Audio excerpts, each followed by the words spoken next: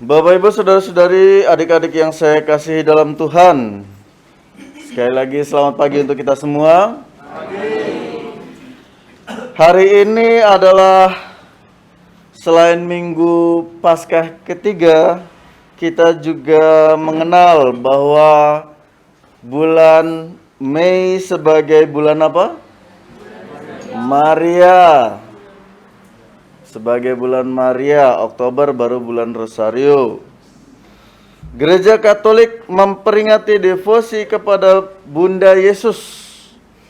Namun dalam renungan yang akan saya bawakan, saya tidak ingin mendalami kapan kronologi kebiasaan ini mulai berlaku dalam Gereja Katolik. Namun saya ingin lebih mendalami pertanyaan-pertanyaan yang biasa orang ajukan kepada kita pengikut Yesus, terutama dalam Gereja Katolik.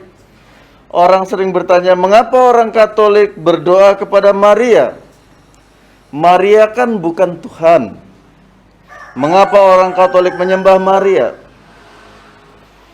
Maka yang pertama di sini Romo ingin mengajak kita untuk memperbaiki redaksi pertanyaan itu, bahwa kita tidak berdoa kepada Maria, namun kita berdoa bersama Bunda Maria. Kita tidak menyembah Maria, namun kita menghormati Maria sebagai orang yang berjasa menerima kabar gembira, mau mengandung dari Roh Kudus, melahirkan dan membesarkan Yesus. Maka Gereja Katolik meskipun sepanjang sejarah dipimpin oleh kaum laki-laki, namun tidak berarti meremehkan peran kaum perempuan. Ada begitu banyak perempuan-perempuan hebat dalam sejarah gereja yang bahkan tercatat sebagai martir dan juga diperingati sebagai wanita-wanita kudus.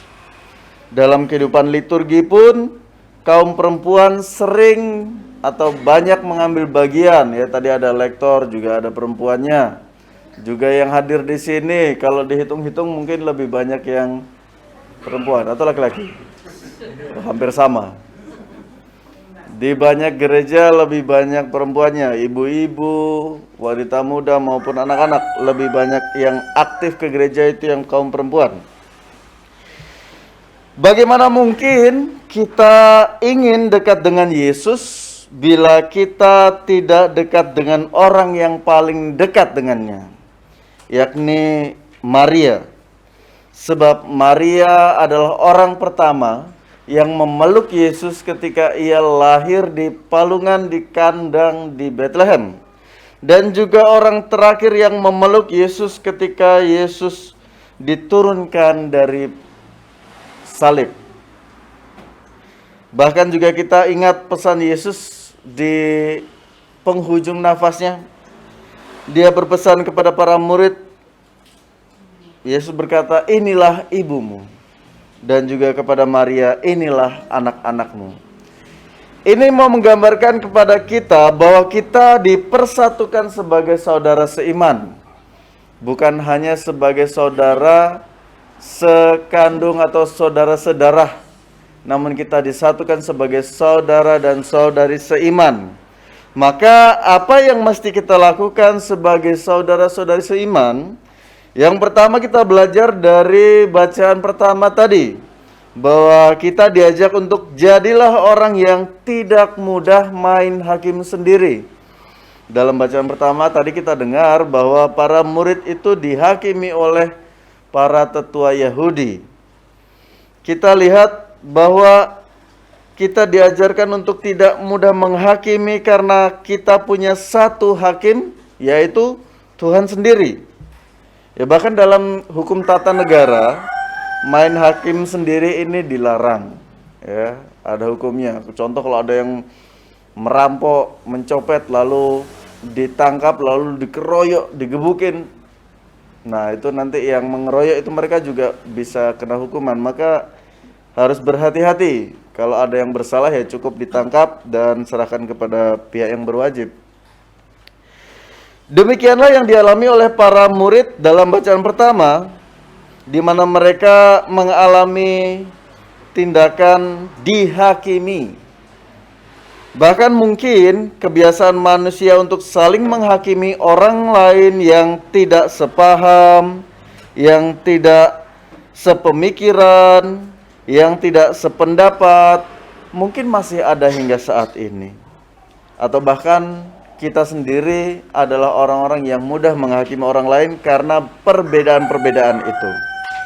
Dari sini kita belajar bahwa kita sepertinya masih kurang rendah hati untuk mendengarkan orang lain. Padahal kalau kita belajar dari anatomi tubuh kita punya 2 telinga, 1 mulut. Artinya kita diharapkan untuk lebih banyak mendengarkan daripada berbicara. Namun seringkali tampaknya sepertinya terbalik ya. Telinganya 1, mulutnya 2. Karena kita kurang mendengar tapi banyak berbicara. Yang kedua, apa yang mesti kita lakukan sebagai saudara-saudari seiman? Kita diajak untuk menjadi murid yang militan, bukan fanatik. Ya, kita di sini ada yang tentara, ada yang IPDN dan lain sebagainya. Mereka diajar untuk militan. Apa bedanya? Murid yang militan berarti kita memiliki semangat yang tinggi, penuh gairah, penuh pengabdian, tidak mudah menyerah, sebagaimana dicontohkan oleh para murid dalam bacaan pertama. Bahkan mereka merasa bangga walaupun disesah. Disesah itu seperti Yesus ya, dicambuk sampai kulitnya terkelupas semuanya, ya, disiksa.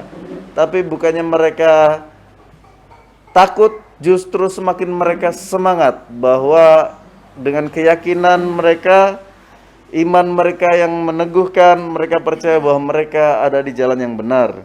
Mereka atau para murid itu menjadi contoh bagi kita bagaimana kita beriman.